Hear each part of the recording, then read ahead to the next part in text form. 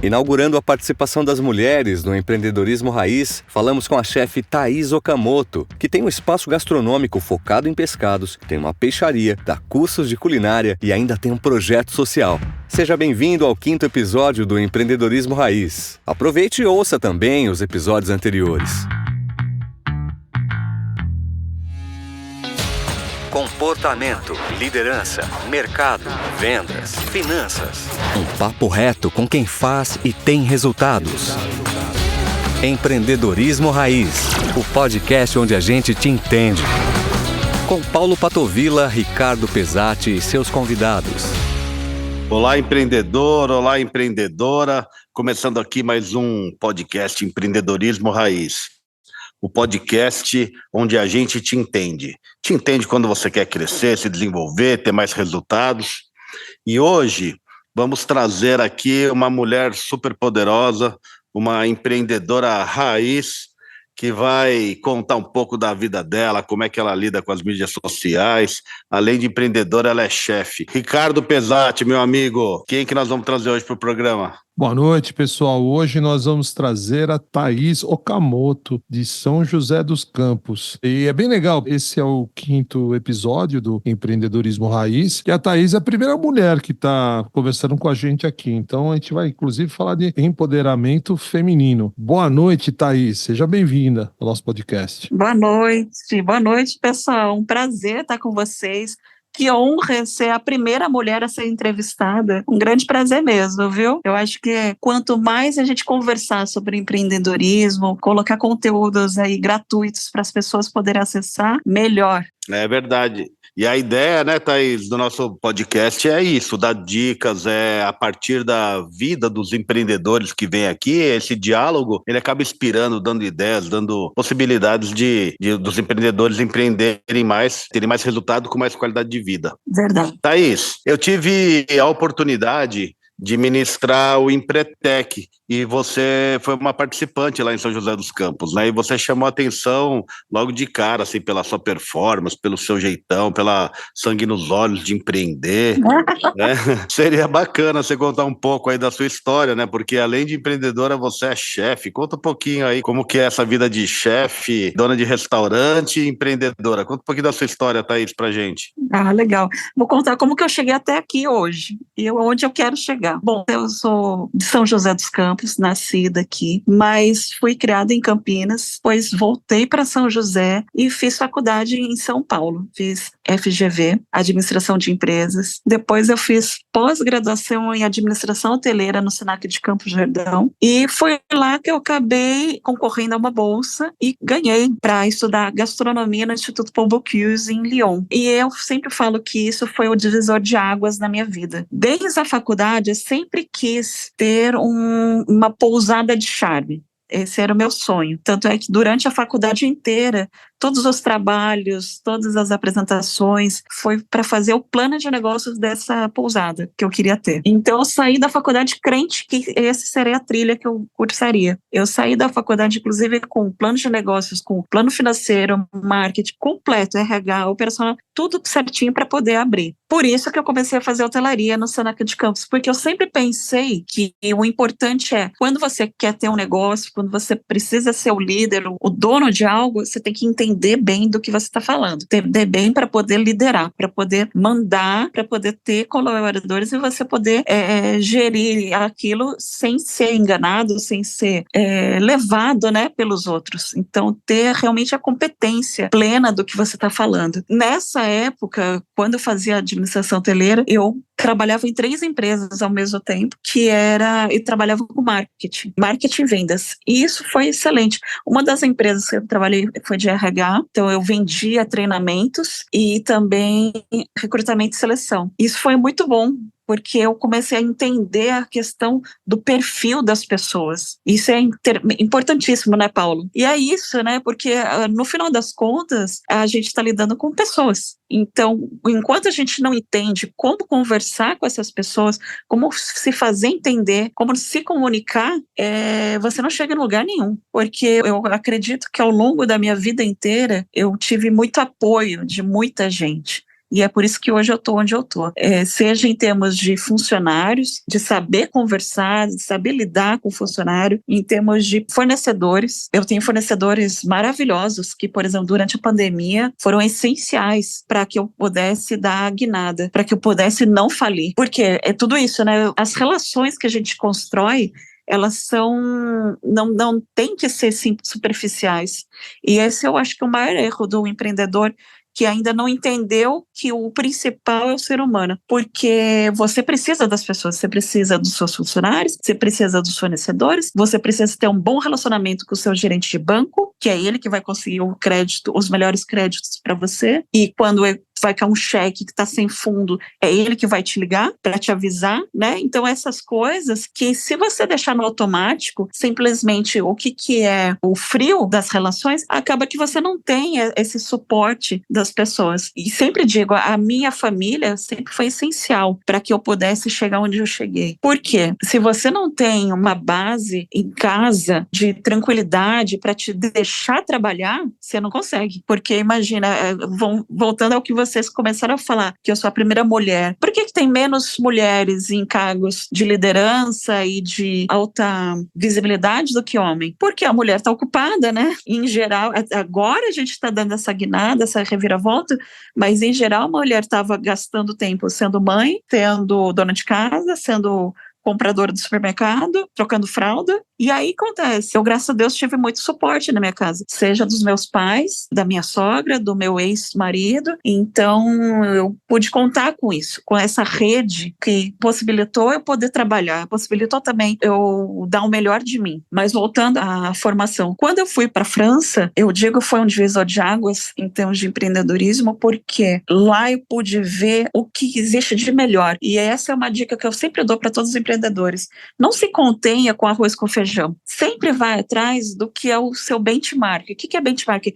É a referência no mercado. Então, assim, eu lembro que quando a gente resolveu querer abrir a peixaria, né, a nossa boutique de pescados, a gente falou assim, não, peraí, se a gente quer sair de uma peixaria para uma boutique de pescados, onde que tem uma empresa, um empório que seja nesse nível, desse porte? E a gente pesquisou, a gente foi lá na Bom Peixe, que é a referência ainda hoje, fui lá conhecer o empório deles e tal.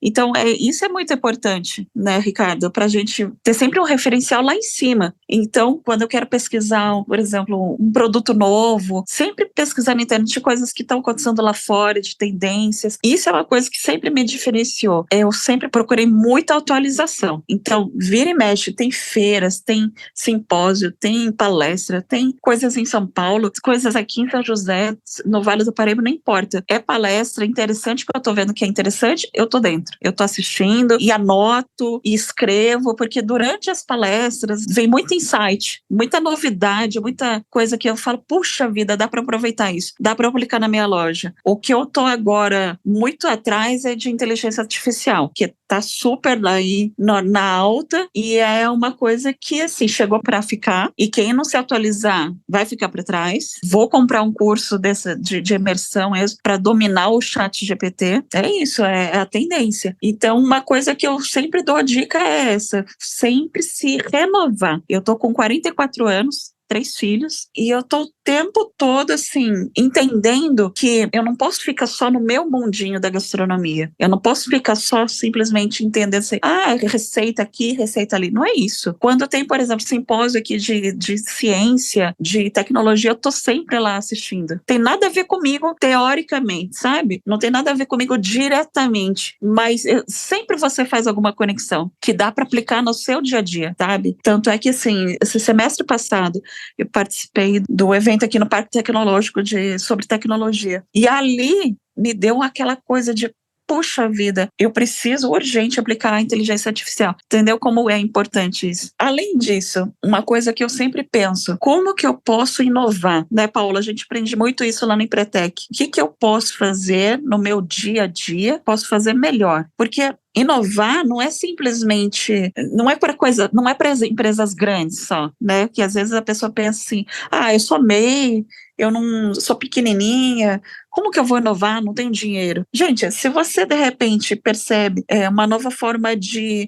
embalagem, uma embalagem melhor, ou então assim, uma maneira de atender, né? Hoje em dia você tem os robôs de WhatsApp, que são uma mão na roda, você tem cardápios digitais que na pandemia explodiram, então tem todo um trabalho em cima disso, que você pode impulsionar seu cardápio também. Então, essas dicas, né, essas novidades, a gente tem que sempre estar absorvendo, que é isso que vai te diferenciar no mercado. O que a gente precisa é ter essa mentalidade de que você nunca tem que estar satisfeito. Estava conversando com uma amiga empreendedora ontem, ela falou, olha, eu posso ter feito o melhor evento que eu pude naquele momento, mas sempre vai ter alguma coisa para melhorar. Então, essa inquietude, essa vontade de estar sempre melhorando, por um lado, parece que a gente é chato pra caramba, né? Por um lado que a gente puxa, como é crítico, né? É ser uma pessoa crítica, mas ao mesmo tempo é isso que me diferencia no mercado. Porque assim, se eu chego na minha loja, eu percebo assim, nossa, poxa, aquele vaso tá meio pra direita. Se eu colocar pra esquerda, vai ficar mais bonito. Poxa vida, essa parede tá um pouco manchada. Vamos limpar. Poxa vida, esse prato podia estar melhor a apresentação. Deixa eu pensar uma apresentação melhor. E assim vai. O sabor desse pirão podia estar melhor. O que eu posso fazer para melhorar? É isso, inovação constante. Inovação, renovação, melhoria, processo de melhoria constante. Muito bacana, né, Thaís? E assim, fica claro, né, como é aflorado em você aquela característica de comportamento empreendedor que é a exigência de qualidade e eficiência, né? Poderia só ter feito o GV, foi fazer especialização em hotelaria, poderia ter parado aí, foi atrás de uma bolsa, foi fazer um super de um curso lá em Lyon, na França, poderia ter parado aí, mas está sempre se atualizando, fazendo alguma coisa. Então, isso é muito presente no empreendedor de resultados, no empreendedor raiz, né? Que é essa busca pela melhoria de si mesmo, essa busca constante. E não parei aí, viu, Paulo? Eu esqueci de falar que depois eu fiz pós-graduação em marketing. Olha aí. Na GV também. Tem o comportamento de qualidade e eficiência, e junto também tem um muito forte que é o de busca por informações. Também. No seu caso, você leva bem a sério aquela história de conhecimento é poder. Então, quanto mais você sabe, quanto mais você se prepara, mais você pode produzir, mais você aumenta a sua potência. Ricardo, sabe por quê? A gente sempre vai ter alguém melhor que você. Sempre vai ter assim, uma empresa com mais dinheiro que você. E aí, hoje em dia, eu percebo assim, quanto mais eu investir em mim mesma, no meu conhecimento, em eu ser uma pessoa interessante, eu ser uma pessoa que consegue conversar de tudo, é isso. Porque eu vejo muita gente que se limita ao seu campo, sabe? Assim, sei lá, eu sou uma pessoa que faço brownie. E aí você sabe tudo de brownie, mas chega um cliente para conversar com você sobre alguma outra coisa, você não tem papo, sabe? Aquela coisa. E não, gente, a gente é multi, né? A gente é multi. Uma coisa que eu sempre investi também em línguas, eu falo 5 línguas. Eu fui para a Itália, eu ganhei uma bolsa para representar o Brasil, né, o distrito aqui do Vale do Paraíba, lá no Vêneto. Então eu fiquei um mês e os rotarianos me levando para conhecer toda a parte de gastronomia do Vêneto. Você imagina que oportunidade de ouro que eu tive, isso com 29 anos. Só que isso não caiu no meu colo, assim, do nada. Eu estudei italiano antes, me dediquei, treinei a oratória, porque eu participei de um processo seletivo super difícil, né? Imagina quantos candidatos tinham para ganhar essa bolsa, né, do Rotary. E aí, mas treinei na frente do espelho, treinei a apresentação pessoal, sabe? Estudei muito italiano. Tem gente que vai falar que é sorte, né? Tem gente que pensa que a Thaís é sortuda. Gente, é muita dedicação, é muito trabalho. Eu acordo cedo. Uma coisa que também é uma dica muito preciosa. Eu não perco tempo. Porque o pessoal acha assim, você trabalha 8 horas, tá bom. O empreendedor não dá para fazer isso. Eu acordo 5:30 da manhã, faço tudo que eu tenho que fazer em casa para deixar organizado, para as crianças poderem ir para a escola e tal, e trabalho. E assim, quando eu tenho evento à noite, eu chego em casa praticamente 00:30, 1h. E essa é a minha rotina. Eu sou uma pessoa que dorme. E no outro dia, às 5, novamente. Exato. Só que assim, Deus me beneficiou com eu não tenho necessidade de dormir muito. Eu não sei se é porque eu já acostumei, mas assim, se eu dormir 4, 5 horas por dia, eu tô bem, eu não fico cansado. Então, também isso é uma coisa que influencia também. Que bacana, né? Isso aí também tem a ver com persistência, né? E muito da persistência vem de a gente saber onde a gente quer chegar. Então, você começou lá falando desse sonho que você tinha de fazer uma pousada de charme, acabou migrando para a parte de gastronomia e ficou numa gastronomia aí de alto nível. E hoje você está com essa parte de gastronomia e também entrou na parte de gestão de pessoas, né, melhorar pessoas. Eu sei que você tem um trabalho bacana com as mulheres. Conta um pouquinho disso também e que novos sonhos aí estão movendo a Thaís para ajudar ela a ter tanta persistência. O Paulo, uma coisa que eu tenho muito claro na minha cabeça são os meus objetivos. Quando eu fiz o MBA em Marketing na GV, eu puxei a sardinha para que todos os trabalhos em grupo que foram feitos ao longo dos 2 anos de pós fossem feitos em cima da minha loja. E isso me permitiu fazer um planejamento fantástico de marketing, sabe? E com a ajuda de alunos, né? E ali, pessoal fazendo o MBA comigo. E aí eu lembro muito bem, eu fiz esse MBA, eu acho que faz nem lembro, acho que faz uns 8 anos. Eu lembro de ter feito todo esse planejamento, esse mapeamento da onde que eu queria chegar com a loja. E eu lembro que eu escrevi um monte de itens e fiz um planejamento a curto, médio e longo prazo. E hoje, 8 anos depois, graças a Deus, eu acho que eu cheguei aonde eu queria. Eu praticamente zerei minha lista do planejamento de 8 anos atrás. Então, de ter de dar consultoria, já dou consultoria, de dar mentoria, estou começando agora, de ter um e-book, já tenho, de ter uma linha institucional de produtos, já tenho, de ter curso online lançado, já tenho, de melhorar e de fortalecer o meu restaurante, já fiz, de fortalecer o meu nome em termos de reputação, de relevância, né? Consegui, graças a Deus. Então, assim, hoje em dia eu tô colhendo, mas mais uma vez, não é sorte, é muito trabalho, é muito sorte, foi focado, cada passo que você dá é em direção aos objetivos que foram traçados. Então, eu estou colhendo hoje o que eu comecei a plantar 8 anos atrás. E isso que é legal, é você ter orgulho disso, né? De você... As coisas não vêm de graça.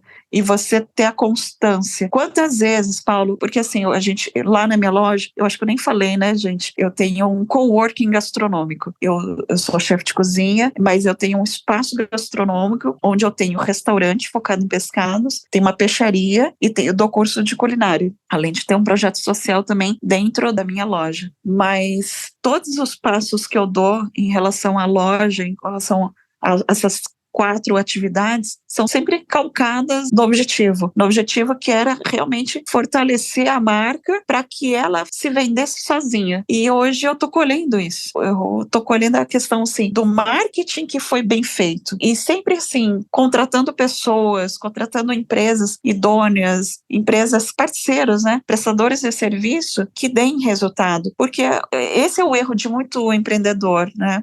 Vou chamar o meu tio, que é, sei lá, fornecedor de alguma coisa, por quê? Porque ele é meu tio. Não pode, né? Seu tio, você vai chamar o seu tio se ele, dentre 3 orçamentos que você fez, ele é o melhor resultado. Aí, ok. Se não, gente, é aquela coisa, nunca contrate uma pessoa que você não pode descontratar, não é, Paulo? Não tem essa máxima? Fica muito mais difícil, né? Quando tem um relacionamento familiar aí, depois você não pode mandar embora, ou fica mais complicado para mandar embora, muitas vezes o empreendedor acaba pagando um preço meio alto nisso, né? Se bem que quando ele tem em mente de que o importante é a clareza, né, na hora de contratar, deixar muito claro o que cada um vai fazer e não invadir também, né? Porque às vezes você acha que por ser parente, a pessoa tem que fazer algo a mais, tem que fazer coisas que não são combinadas, tem que fazer de graça. Fazer de graça. Aí você quer exigir uma série de coisas e acaba depois tendo também uma dor de cabeça, né? Então também é... Por isso que eu falo, eu não gosto de favor, sabe, Paulo? Eu sou assim, eu não gosto de ficar devendo favor nem pedindo favor. Então, assim, a empresa, ela tem que dar lucro, e ponto. ela tem que ser eficiente, ela tem que ter o custo enxuto, e é isso, não é um cabide de emprego, não é uma forma de beneficiar a família, porque para isso você tem o seu prolabore, e com o seu prolabore você faz o que você quiser. Agora, não pode usar a empresa para criar, tipo assim, eu tenho uma irmã que não tem capacitação nenhuma, mas está parada. Então eu vou contratar, vou chamar ela para me ajudar aqui na minha empresa, apesar dela não ter capacitação nenhuma para aquilo. Não adianta, gente. Não adianta. Você está criando dois problemas, porque você está criando um problema para você mesmo e você está criando, assim, parece que você está ajudando a pessoa, mas você não está. É terrível, né? É terrível você achar que assim, não, eu vou contratar para ajudar, mas a pessoa mesmo sabe que ela não é capaz daquilo e fica estorvando ali, fica atrapalhando, né? Até se sente mal. Não, e não só ela, né? A questão se você não leva em conta o mérito, isso não quer dizer que todo funcionário que é parente é ruim. Eu conheço muitas empresas onde as pessoas estão lá, marido e mulher, os dois trabalhando, cada um cuidando de uma parte, ou tem lá o irmão, tem o tio, tem o primo que trabalha, mas que são competentes. O que pega é você, exatamente como você disse agora, se você tem alguém que não é qualificado para a função, você mantém a pessoa ali e isso acaba servindo como um desestímulo aos outros colaboradores, né? Aos outros funcionários, aos outros empregados, porque não tem mérito ali, né? Você fala, bom, o outro ali pode Exatamente. ser ruim É a costa quente. ele pode ser ruim e vai continuar ali trabalhando, eu aqui tenho que ser eficiente, então o que vale para um não vale para outro. Aí, assim, desestimula a equipe inteira. exatamente, assim, a cultura da empresa, ela é a soma do que você deixa errado acontecer, né? Ela é formada por tudo que não pode acontecer que você deixa acontecer, vai criando a cultura da empresa. Então, se a pessoa não segue as regras, não tem capacidade, você acaba contaminando ali muito esforço. É verdade. E assim, mas a gente vê isso acontecer com frequência. Então é algo que quem está ouvindo a gente aqui pensar, né? Pensar realmente se as pessoas que estão trabalhando junto têm capacidade. Então tem que demitir? Não necessariamente, né? Mas você pode tentar ali fazer de forma que a pessoa siga a mesma regra que todo mundo, né? Que, não, mas ele é dono tanto quanto eu. Bom, se é dono, aí temos outras histórias, né? Dividimos em sucessão, a gente vê muito isso acontecer, né? Então tem lá 2 irmãos que herdaram, aí é outra situação, mas se você é dono e você só contratou ali alguém porque tem uma dívida não é nem dívida, né? Você quer ajudar, como diz a Thaís, e a pessoa não tem a capacidade, cabe desenvolver essa capacidade nela e não simplesmente negar que aquilo está acontecendo. Exatamente. E em relação à responsabilidade social, isso é uma coisa que eu me orgulho muito de ter aplicado desde o início lá na minha loja, porque eu sou formada na GV e meu TCC foi sobre responsabilidade social e sempre foi muito claro para mim. O que é a responsabilidade social? É você tratar com ética todas as pessoas, as esferas que estão em contato com você, seja ela funcionário, seja meio ambiente, seja governo, seja comunidade, seja seu fornecedor, seu prestador de serviço, e é isso. Então, a gente faz várias coisas. O termo de responsabilidade social hoje evoluiu para ESG. Então, a gente faz, lá na loja, a gente faz várias coisas nesse sentido. Primeiro, redução de isopor. Eu cortei isopor quando eu assumi, porque aqui em São José não tem um nível de reciclagem de isopor adequado, né? Não é, porque são máquinas diferenciadas que tem que ter, e pelo que eu entendi, São José não tem essa máquina, então a gente mudou as embalagens para plástico, porque plástico é reciclável. Também, além disso, a gente tem uma parceria com a Organice, que é uma empresa de compostagem, que ela faz essa gestão de todo o resíduo orgânico para mim. E todo o que eu gero de casca, de resíduo orgânico, ela faz a reciclagem, né, a compostagem, e me devolve em adubo como e ainda emite um relatório de quanto de CO2 eu deixei de emitir no meio ambiente. Então é muito legal essa coisa da questão da contagem, da pegada de carbono, né? Além disso, a questão de redução de água, de economia de água, isso desde sempre a gente faz muito uso consciente da água. Em relação à esfera social, né, dos funcionários, questão de pagar em dia, não tem essa coisa de ficar enrolando funcionário, enrolando fornecedor.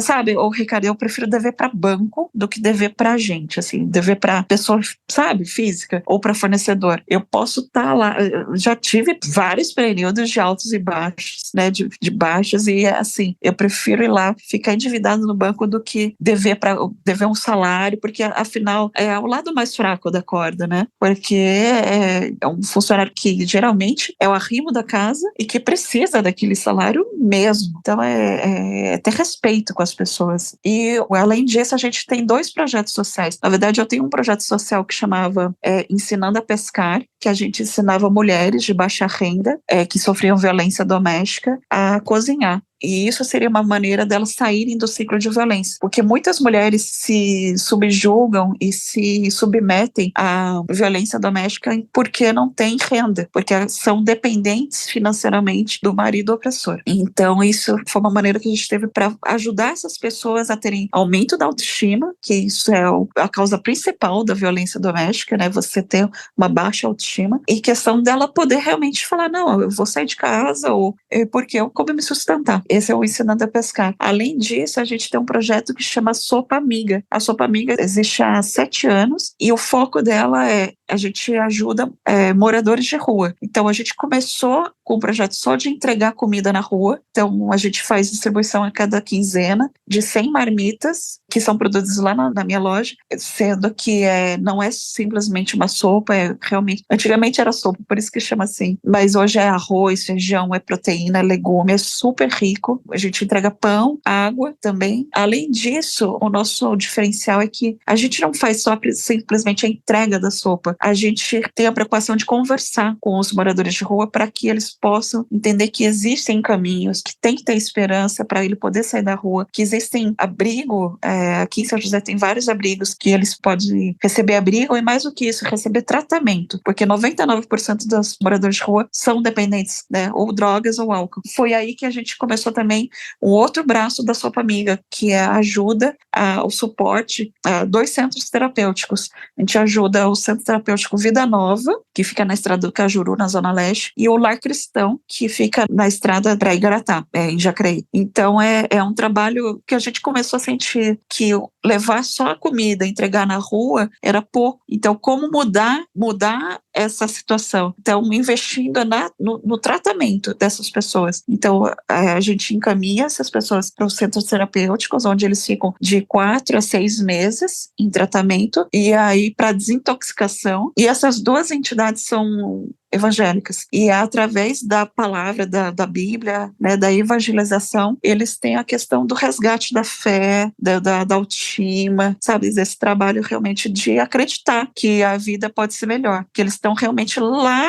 no fundo do poço. Então isso é muito importante. E além disso, esse ano eu gostaria de investir num terceiro ponto da Sopa Amiga, que vai ser o antes, porque assim, a gente atua onde está a fome, aí a gente atua para curar essa pessoa. E agora eu gostaria de desenvolver o terceiro braço, que é a prevenção. Por quê? Como a gente pode prevenir essas pessoas a se tornarem moradores de rua? É trabalhando os jovens, é trabalhar as drogas, não deixar as crianças irem para as drogas, porque é esse o motivo das pessoas estarem nas ruas, da dependência química. É o mal do mundo, o mal do século, a dependência química das drogas. Nossa, parabéns, é um trabalho maravilhoso, né, Thaís? Caramba, é um dia bem ocupado e ocupado com muitas coisas diversas, né, e importante, né, é aquilo que você falou, né, é ter um contato de ética com todas as esferas, né, e esse aspecto social está muito ligado a tudo isso, né, então parabéns aí.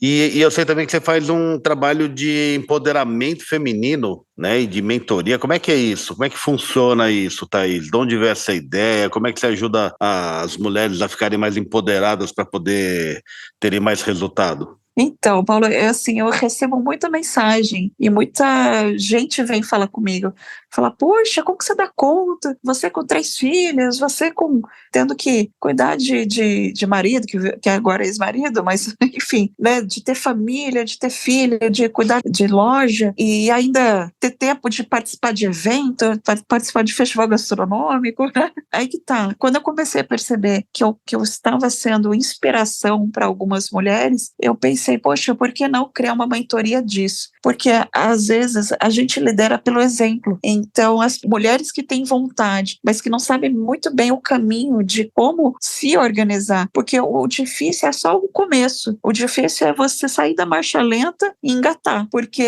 a primeira coisa que a maioria das mulheres tem dificuldade é como otimizar o tempo, como dar conta de ser mãe, esposa e empreendedora. Isso que é o mais difícil, que para homem, em geral, isso não é um empecilho, né? São poucos os homens que realmente assumem ali a gestão da casa, a gestão dos filhos. São poucos, mas e acaba sempre sobrando para a mulher. Então, uma primeira dica, né, que eu sempre dou para quem estiver escutando, faça um quadro segunda a domingo, da hora que você acorda até a hora que você vai dormir, do que você tem que fazer em cada dia. Isso é essencial, senão você não dá conta mesmo, porque toda hora aparece um incêndio para apagar, toda hora. E aí, se você não tem na sua cabeça, puxa vida, não, peraí, terça-feira à tarde é dia de mexer com o financeiro. Então, eu vou sentar, não vou levantar das 2 às 4, eu vou matar esse problema, porque senão, sabe, é isso, se você não se organiza, você vai fazendo as coisas aleatoriamente, você vai deixar para trás um monte de coisa. Né? Então, outra coisa que eu sempre falo é otimize as coisas, né?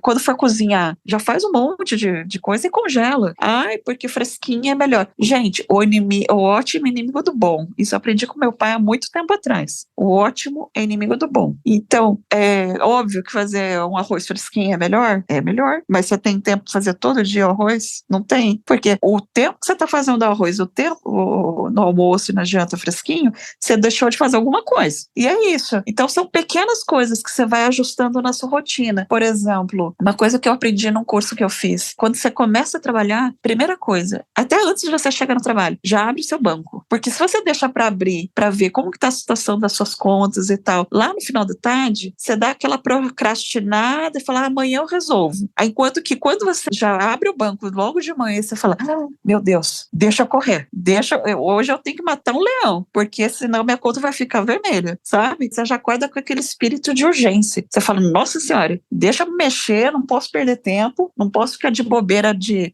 ficar no Instagram, no shorts do YouTube, ou perdendo tempo com bobeirada, sabe? Com TikTok. Se você tá vendo que a tua conta vai ficar vermelha se você não trouxer rendimento hoje. Então, esse senso aí é legal também, uma dica. Mas, enfim, eu criei essa mentoria para as mulheres para dar essas várias dicas de como se organizar e como chegar no sucesso. Sendo que a primeira aula é o que é o sucesso. Né, Paulo? Porque sucesso para mim é diferente do sucesso para o Paulo, que é diferente do sucesso para o Ricardo. E tudo bem. Com certeza. Só que o mais importante é a gente ter clareza. Para mim, eu sei o que é sucesso, ou eu estou indo pela voz dos outros, pela cabeça dos outros, ou eu estou fazendo que assim, eu acho que o sucesso é ter dinheiro no banco. Será que é só isso? É realmente botar a bola no chão, respirar, pensar e pensar, o que eu quero da minha vida? Eu quero ser conhecida como a melhor,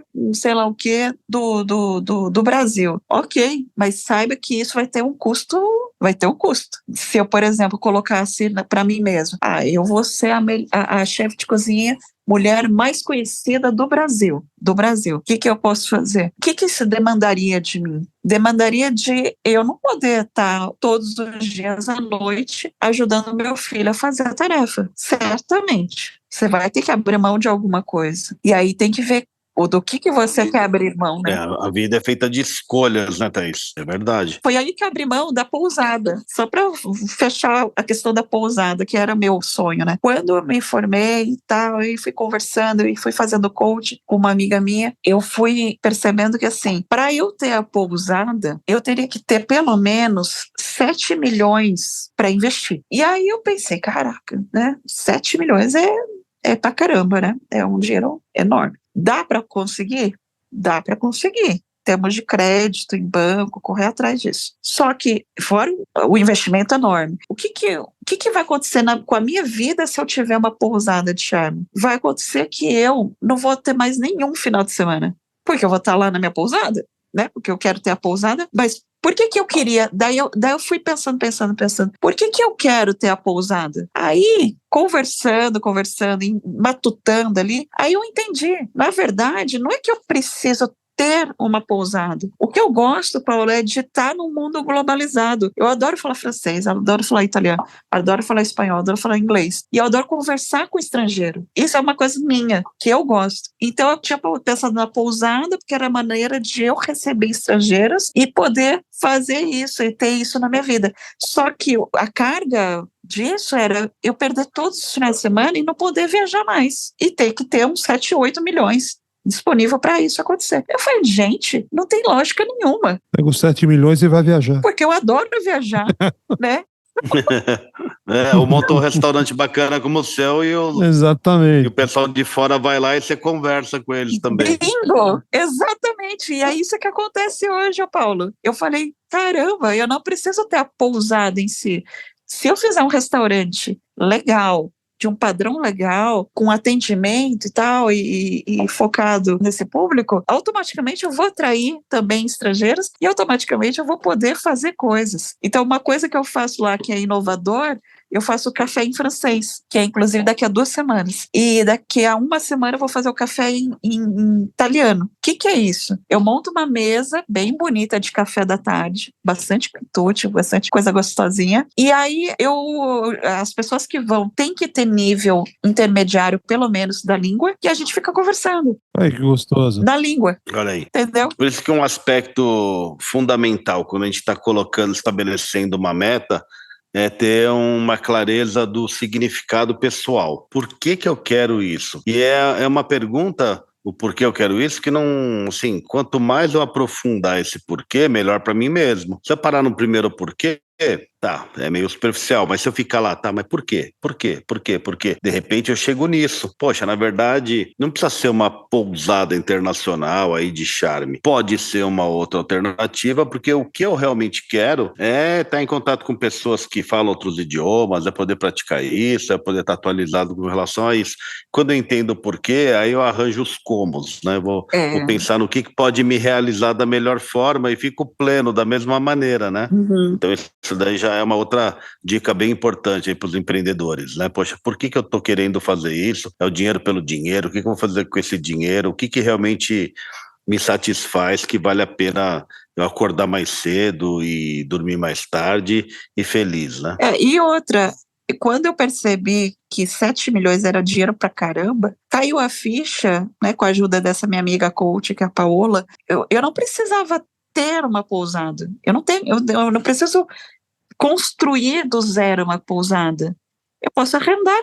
Tem tanta gente que constrói pousada, gasta os tubos de dinheiro e aí depois cansa e quer passar para alguém. Eu falei, gente, por que eu vou gastar, criar do zero, comprar um terreno, fazer, construir, sendo que eu posso muito bem arrendar, matar essa vontade, né? E pronto. Um dos comportamentos que o empreendedor de sucesso tem é a persistência e junto com o comprometimento, né? A persistência é o foco no objetivo, não na tarefa. Então, se o objetivo é a pousada, não necessariamente você precisa ficar fincada naquele projeto que você fez lá inicial de terreno, construção, edificação, né, que vai custar 7 milhões. O objetivo é a pousada, é exatamente isso que você está dizendo. Então, simplificando, não dá de um jeito, de que jeito que dá? Não foi possível da forma que eu pensei inicialmente? Ok, mas é possível de uma forma alternativa? Né? Porque, vamos aqui, pensar rapidinho. O fundamental de uma pousada é serviço. Claro, tem a edificação, né? Mas tem uma frase que eu gosto muito, que eu sempre usei, que é assim, verdade. Gaiola de ouro não faz o passarinho cantar. Né? Não é a gaiola de ouro que transforma o passarinho em cantor. A gaiola de ouro até é bonita, mas o que faz realmente o passarinho cantar é a capacidade dele cantar. Então, tudo que envolve serviços é muito importante a qualidade do serviço, antes até do que a gente pensar em edificações suntuosas, né? Muitas vezes, charme não é suntuoso, charme é aquilo lá.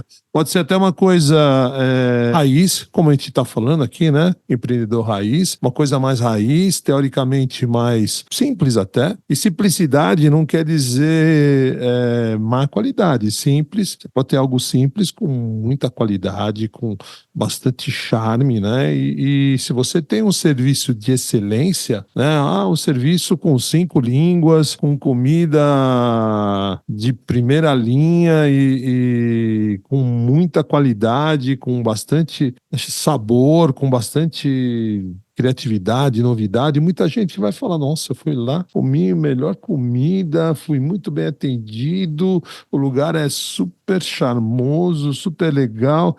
Mas tinha o quê? Tinha porcelanato? Cara, não, era bacana, né? Era algodão egípcio de 50 mil linhas? Não, cara, era muito bem limpo, muito gostoso, tudo confortável, né? E o conforto não necessariamente precisa ser extremamente caro. Claro, você vai elevando, né? Então, não, quero ser, meu padrão meta é o Fasano, né? O Hyatt de 6 estrelas, não é esse, né? Eu quero uma coisa bacana que seja uma experiência interessante. E essa experiência Verdade. interessante não necessariamente precisa ser a mais suntuosa, né? E tá valendo, né? Isso envolve cultura, isso envolve novidade, isso envolve um monte de coisas que não são só dinheiro.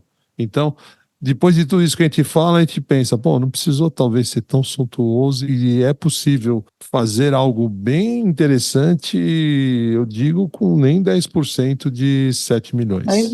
É isso que eu fiz com o meu restaurante.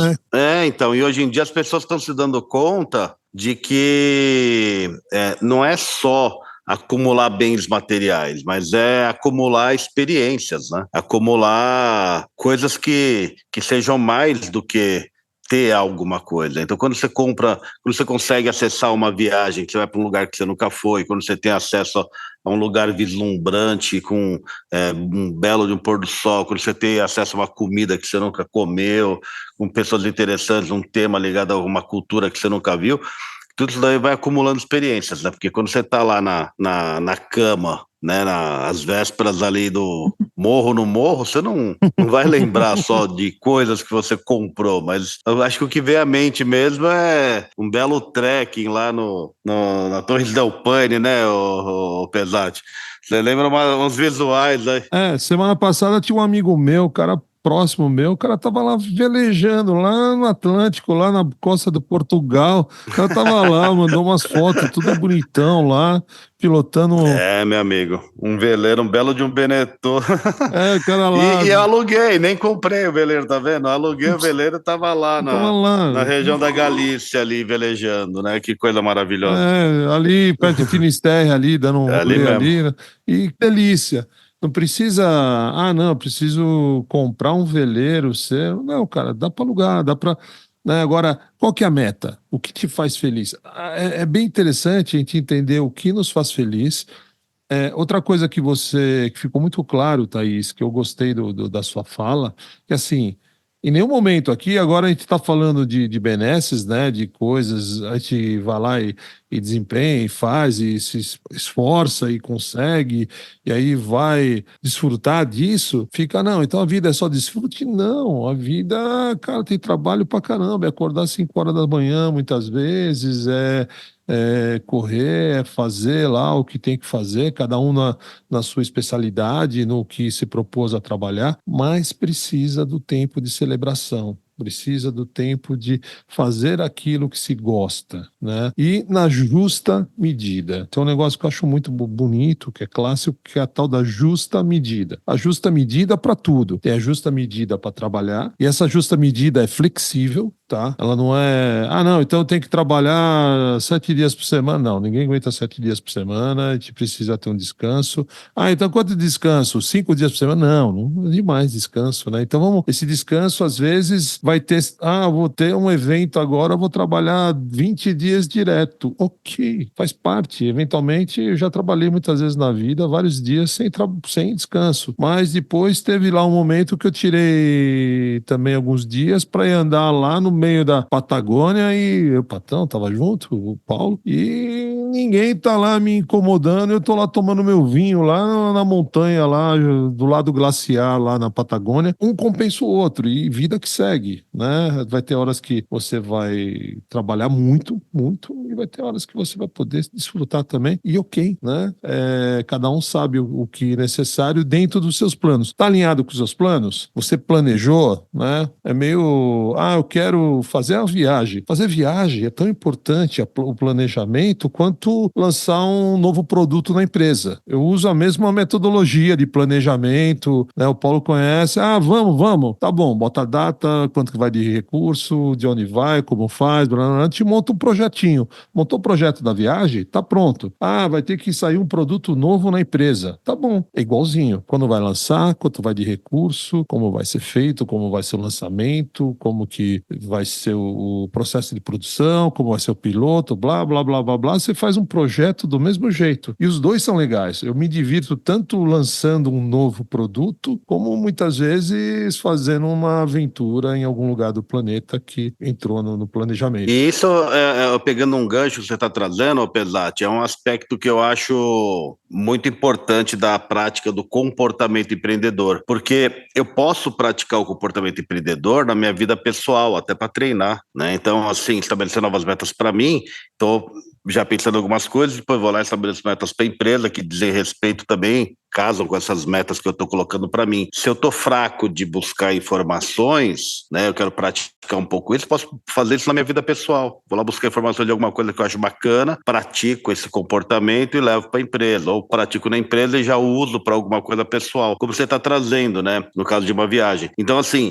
se eu me pego no momento que eu estou me percebendo pouco organizado, eu vou lá, arrumo uma gaveta, depois arrumo outra gaveta, depois arrumo o meu armário, aí, tô praticando a organização, já tô me preparando minha cabeça, depois eu vou lá, arrumo meus arquivos no computador, e quando eu vou lá para a empresa, eu já tô com a musculatura já mais afiada para aquilo que não estava tão firme em mim, né? Isso é uma outra coisa bacana de trabalhar, sabe? É começar em casa mesmo, se for o caso, né? Porque eu praticando para minha vida, estou praticando para os negócios. Praticando nos negócios, eu posso levar para minha vida. É comportamento. Exatamente. E a gente é um ser humano, e o ser humano tem que olhar esses vários aspectos, né? De material, de trabalho, profissional, familiar, emocional, espiritual. É o que, assim, você olha para o aspecto e fala, bom, vou cuidar disso aqui. E os comportamentos que nós falamos aqui, que são os comportamentos empreendedores, eles servem para todas essas esferas, né? A gente vai lá e busca informação, planeja, estabelece meta, tem persistência, comprometimento, busca qualidade, tudo isso serve para o pessoal e serve para o profissional também. Excelente. Thaís, quais são os próximos passos da Thaís Okamoto? O que a Thaís tem em vista? O que você quer fortalecer aí na sua vida profissional, pessoal? Como é que dá um recado para a turma? Fala um pouquinho do seu restaurante. Quem quiser conhecer o trabalho da chefe Thaís Okamoto, quem quiser conhecer um pouco mais do trabalho da Thaís Okamoto, que é mentora, que ajuda mulheres a terem mais resultado. Fala um pouquinho desses próximos passos, Thaís. Bom, agora o foco é tocar uma reforma no meu restaurante. Eu quero acumular um caixa aí para que isso aconteça. Já tenho um projeto arquitetônico que eu contratei de uma arquiteta excelente, que é a Kelly Pérez. Ela foi responsável pela cenografia da Record por muito tempo, fez a cozinha da Ana Hickman, do Edu Guedes. Então vai ser... Nós a conhecemos, muito simpática. Vocês conheceram, é verdade. E aí o meu restaurante vai dar um upgrade fantástico em termos de ambiente. gente, vai ficar muito lindo, sabe? A meta em termos operacionais, eu quero empoderar o máximo possível a minha equipe para que eu possa ficar o menos possível lá, para que eles não dependam de mim. Então, otimizar os processos, organizar, deixar tudo bem redondo, para que eles não dependam da minha presença lá, para que o restaurante aconteça normalmente. Por quê? A minha meta para ano que vem é fazer um roteiro França e Itália, né, na parte do interior da França e da Itália, eu ciceronando, eu conduzindo cerca de um grupinho de 10 a 12 pessoas por alguns lugares ali que eu acho gostosos, que eu acho importantes para conhecer gastronomicamente. Então essa é a meta para que eu possa fazer isso ano que vem. Então por isso que eu quero fazer a reforma do restaurante, para deixar ele mais interessante, mais bonito, aumentar o faturamento, deixar a equipe redonda, para que eu possa fazer essas excursões e que esse seja o meu meio de vida no futuro. Nossa, que belo meio de vida maravilhoso, hein? Bacana. Você precisa de umas dicas de Portugal ali, Muito da Espanha, bom. acabei de vir de lá, olha, e assim, é diferente ir num restaurante que o local, né, as pessoas locais vão, né, do que um restaurante que é muito turístico, né, assim, então É isso que eu quero. Eu não quero levar as pessoas nada para lugares batidos turísticos. Eu quero levar assim, olha, vamos nesse restaurante porque eu conheço o dono dele, já começa a comida, porque depois a gente vai lá conhecer a fábrica de parmesão que eles usaram, a gente vai lá naquela vinícola que vocês tomaram aquele vinho aquele dia naquele restaurante, para vocês conhecerem o processo produtivo deles. É isso que eu quero, é viagem de experiência, 100%. Já me candidato como cliente para ir, já. Opa, maravilha. Que maravilha. Je suis in. Tá bom. Bora. Conto com você. Thaís, que prazer enorme você estar inaugurando aqui nossa ala feminina, que vai ser muito bem recheada, porque as mulheres estão dando show no empreendedorismo, na vida, enfim, e parabéns, né? Porque além de chefe, de empreendedora, também está fazendo um trabalho social muito bonito, tem essa preocupação aí com todo o entorno, né? Então, parabéns por tudo isso, pela persistência e por essa busca, né, constante aí de qualificação, né, de melhoria como empreendedora e como profissional, né? Então, parabéns aí por tudo isso. Acho que, assim, o que você trouxe enriqueceu demais, né? Tá trazendo muita dica para quem está ouvindo a gente, e esse é o caminho, né? Assim, uma inspiração como uma fera como você aí. Então, obrigado de novo pela sua participação, Thaís. Eu que agradeço, queridos. Muito obrigada pela oportunidade. Você ouviu Empreendedorismo Raiz, o podcast onde a gente te entende. Siga-nos agora nas redes sociais. Empreendedorismo Raiz Podcast.